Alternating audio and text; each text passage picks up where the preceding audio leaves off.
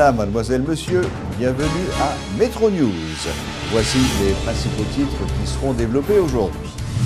Audition ce mercredi du président élu Jovenel Moïse au cabinet d'instruction du juge Brédy Fabien, chargé d'enquêter sur le rapport de l'UCREF qui le soupçonne de blanchiment d'argent. L'ancien PDG d'Agritrans affirme qu'il a une fois pour toutes fait la lumière sur ce dossier. Le président provisoire de la République, Jocelyn Privert, dresse un bilan positif de la participation d'Haïti au 5e sommet de la communauté d'États latino-américains et caraïbes qui s'est tenu à Punta Cana en République dominicaine mardi et mercredi dernier. Port-au-Prince aura son carnaval les 26, 27 et 28 février prochains en dépit de la décision du président élu d'organiser le carnaval national dans la ville des Cayes. C'est ce qu'a martelé le maire de cette commune, Yuri Chevry. Le président élu, Jovenel Moïse, a été auditionné pendant plusieurs heures ce mercredi par le juge d'instruction Brédy Fabien, chargé d'enquêter sur le rapport de l'UCREF. Rien n'a filtré de cette audition. Un important dispositif de sécurité était remarqué aux abords du palais de justice où se tenait l'audition. À sa sortie, le président élu n'a pas eu le temps de s'adresser aux journalistes qui étaient sur place. Notons que de nombreux partisans et supporters de Jovenel Moïse étaient venus pour l'acclamer et l'applaudir. Tout de suite après son audition, Jovenel Moïse a tenu un point de presse dans les locaux de la commission de transition. Il a affirmé qu'il avait une fois pour toutes fait la lumière sur ce dossier en fournissant toutes les explications au juge Fabien.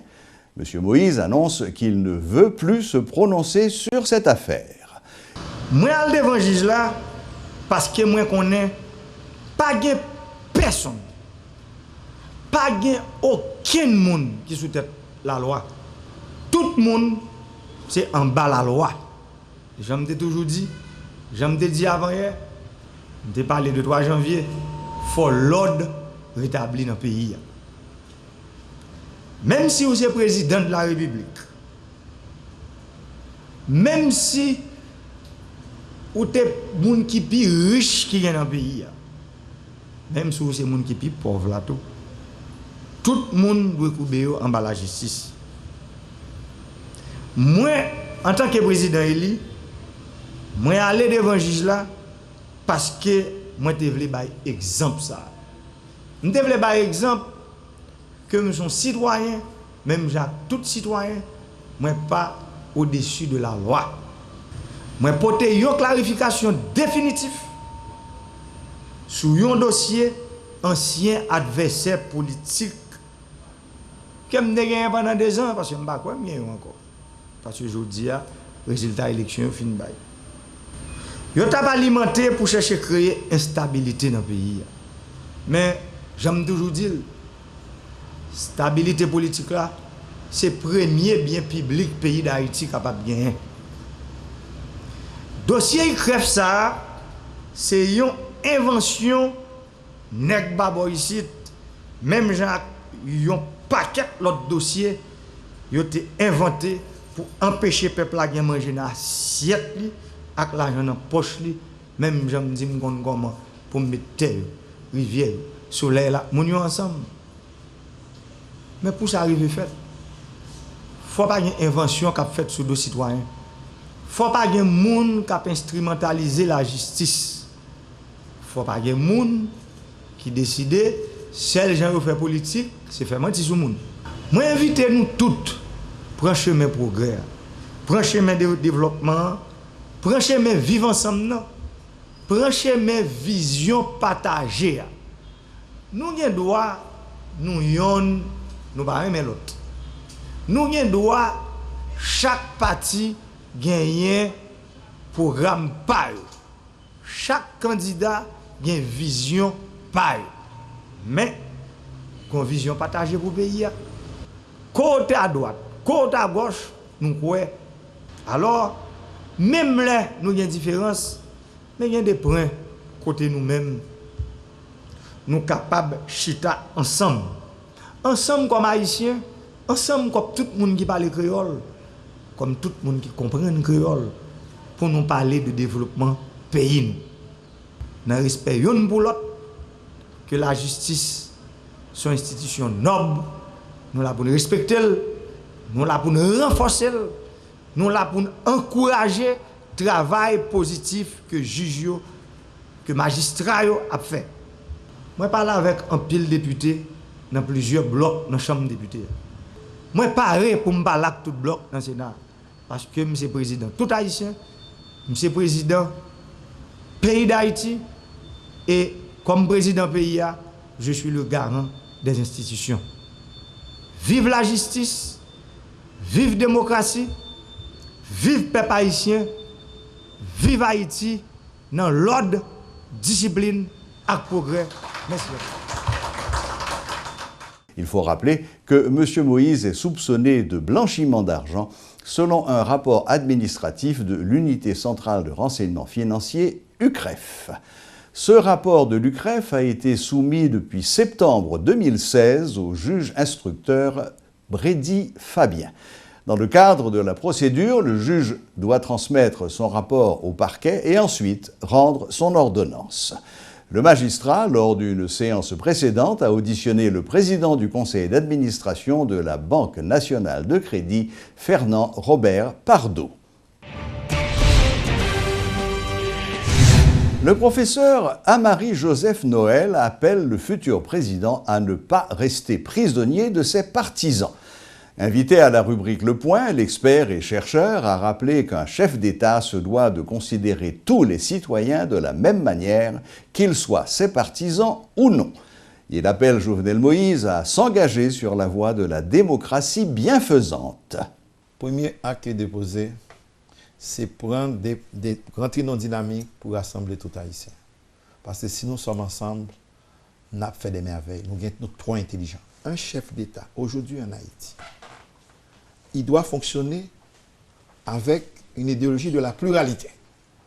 Qui est tête seulement, pas que pas tout bagage, même s'il est bouillant. Je ne sais pas, un bureau spécial où les gens planifient le développement national et assurent le monitoring, c'est-à-dire le suivi des activités des différents ministères. Pas pour les régenter, mais pour les réorienter et leur dire attention, attention, vous sortez du cadre.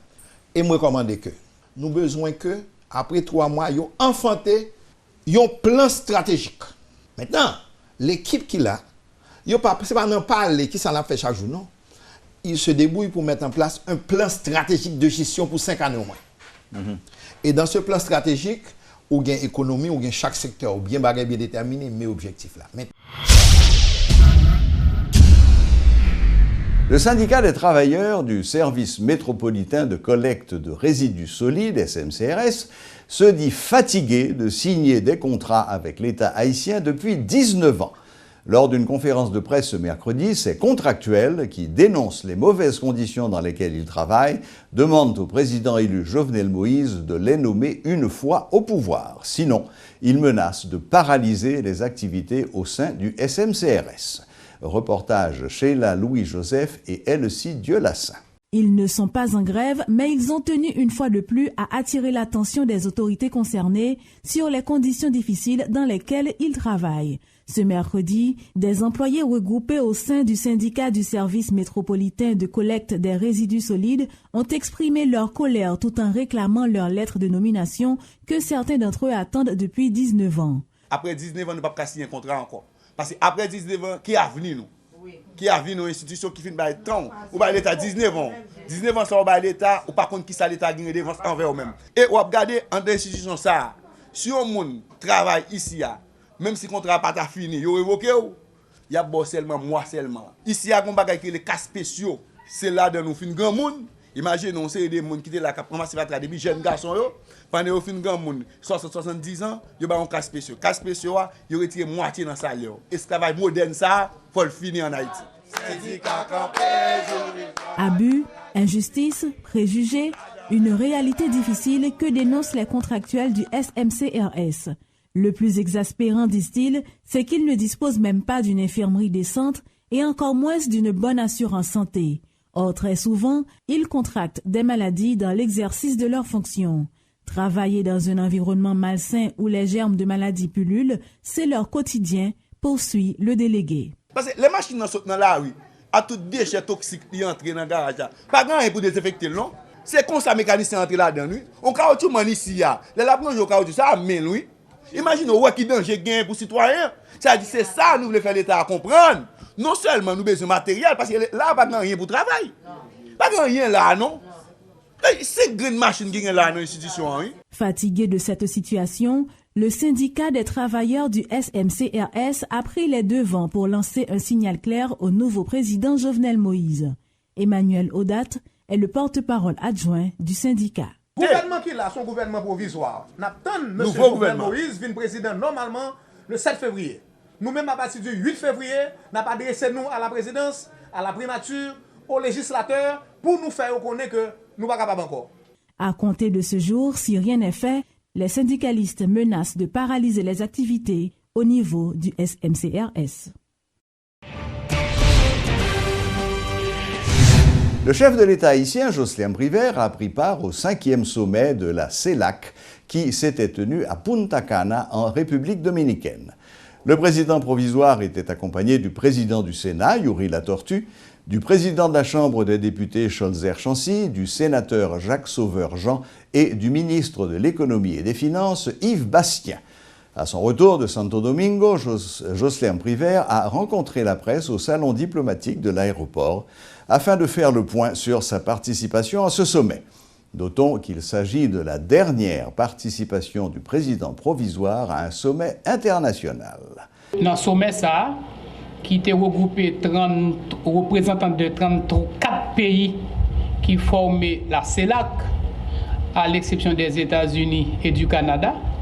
Et en pile dans le pays, ça, à l'occasion du passage du cyclone Mathieu, tout est témoigné de solidarité, de appui, de sympathie et aide tout à Haïti.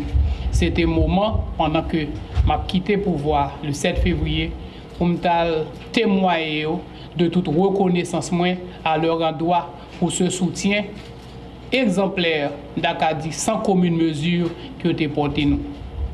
Troisième raison, c'est là comme forum d'intégration des pays de l'Amérique et de la Caraïbe, c'est un espace de dialogue, d'échange, de négociation.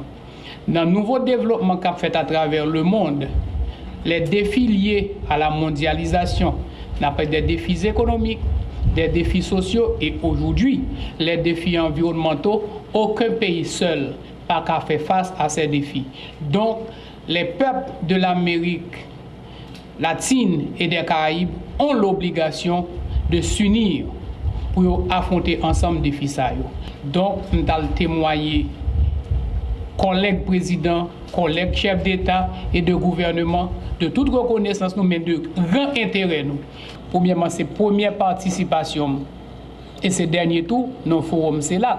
Et deuxièmement, d'ici 15 jours, pour le nouveau président, faudrait-il bien que nous ayons provision des grands rendez-vous de la CELAC, des grands objectifs de cette organisation pour me quitter un cahier de charge pour le président qui vient, le président Jovenel Moïse, pour le connaître que rendez-vous ça est important pour Haïti et participation Haïti là-dedans comme pays qui a un très faible niveau de développement, les besoins de support de tout pays frère pour l'avancer sur le chemin de développement, pour affronter les vrais défis qui se posent devant nous. La communauté d'États latino-américains et caraïbes, CELAC, regroupe les 600 millions d'habitants des 33 États d'Amérique latine et de la communauté caribéenne. Il fut créé le 23 février 2010 lors du sommet du groupe de Rio à Cancún, Mexique. Ce bloc régional est le successeur du groupe de Rio et du sommet de l'Amérique latine et des Caraïbes sur l'intégration et le développement et est considéré comme une alternative à l'Organisation des États américains, OEA.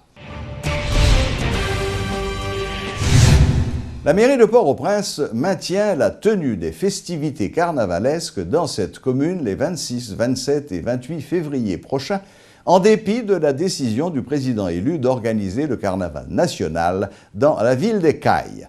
Yuri Chevry, qui a rencontré la presse ce mercredi, indique qu'une entente a été trouvée avec Jovenel Moïse pour que la commune de Port-au-Prince ait les moyens d'organiser son carnaval.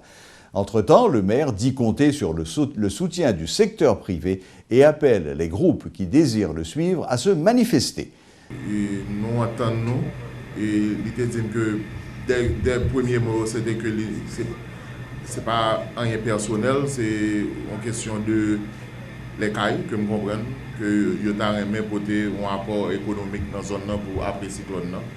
Et moi-même, tout me répondre que moi-même, je n'ai pas de problème du tout à ça. Mais traditionnellement, pour Port-au-Prince, un carnaval qui existait, et puis économiquement, tout Port-au-Prince, c'est même bagarre là, il y a pile monde qui dépend de carnaval là. Il y a pile marchand ou bien dans le secteur économique là, dans le business, que c'est à partir de carnaval là, il fait comme l'année. C'est très important pour nous garder carnaval là à Port-au-Prince. Et puis il dit qu'il n'y a pas de problème tout lui même à ça, et puis nous entendons que nous n'avons pas de problème de travailler sur les deux, mais même demander le tout, sur rapport financier qui va avoir rapport avec l'État central, et parce que Port-au-Prince sont gros morceaux, et puis l'idée me garantit que tout ça que va le faire, il va peut-être séparer, peut-être nous ne pas bien tout ça que nous avons gagné, mais il va pas nous bagages que nous ne pouvons pas fonctionner avec tout. C'est garanti ça que nous avons. Côté l'argent, même si le gouvernement central l'a choisi, et on l'autre ville pour faire carnaval national, mais à bon bagage qui a prêté pour Port-au-Prince quand même, à partir de base, nous-mêmes nous allons commencer le pèlerinage nous, dès demain, et dans le secteur privé, qui est toujours côté un gros apport dans le carnaval là, pour nous chercher partie ça tout pour nous faire carnaval.